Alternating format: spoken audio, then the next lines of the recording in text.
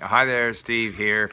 Today I want to talk a little bit about Chinese because we're introducing traditional characters to Link. So people who are interested in learning traditional characters, they can get on and literally, whoops, it's a bit windy out here.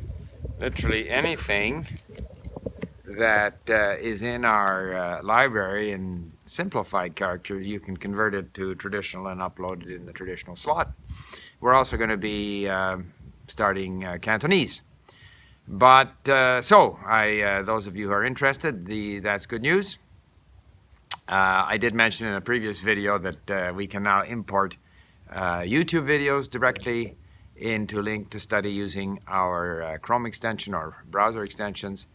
And so that a lot of material in Chinese, which has captions, is available to study as lessons at Link. Now, Chinese.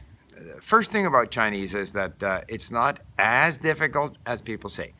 It has certain difficulties. I would say difficulty number one is the characters. It's a lot of work. But it's a matter of staying with it and doing it every day, finding a system that works for you. I think Chinese characters is one area where deliberate vocabulary study is helpful, especially, I found, for the first 1,000 characters. After that, you come across them in reading, you're more familiar with the components, it's a little bit easier to pick them up on the fly. But characters. And as you know, I believe in input-based learning. Input-based learning means reading.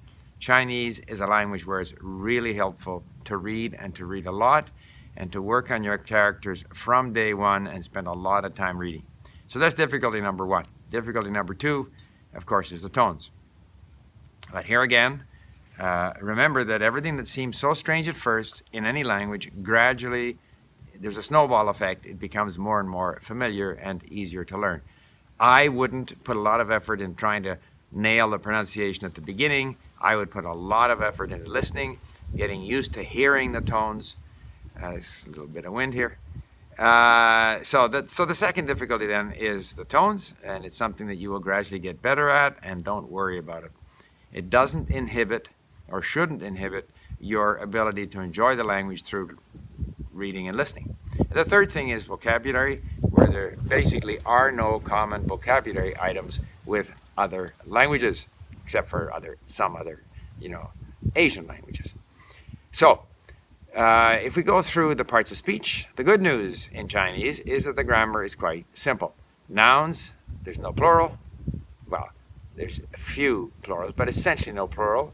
It's, 一本书. They do have these counters, 一本书,一架车, one car. There's a frame of a car or a stick of a book for whatever reason.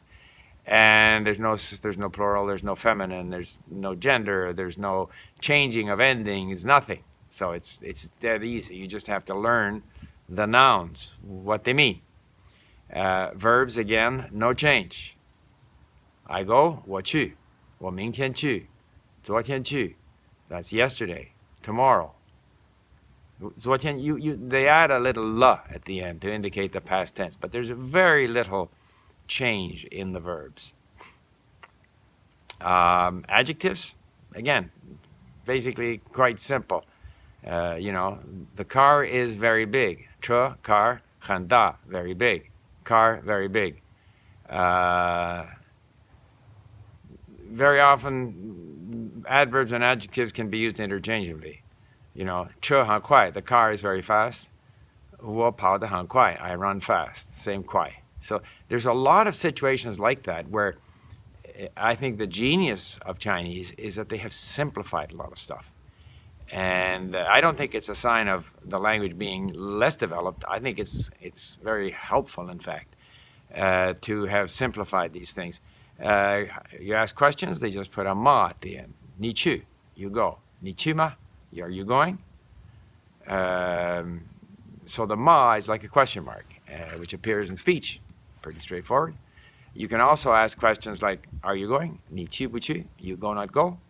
So there's a lot of very basic putting words together in a very practical way to produce meaning, which is kind of refreshing at times compared to some of the more complicated structure, grammatically not confusing, but difficult languages.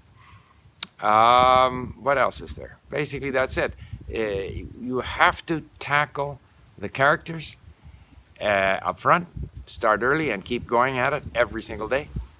The other thing about Chinese, don't get caught up in any grammatical explanations, terms, or whatever. It's all a matter of patterns. Might be 50 or 100 different patterns. You know, if you do something, then I will do. 要是你去，我也去. Patterns, save phrases, save patterns. If you get a Chinese book that focuses on patterns, that's how you should learn the language. And I'm going to get in out of the wind here. I hope that was helpful. Bye for now.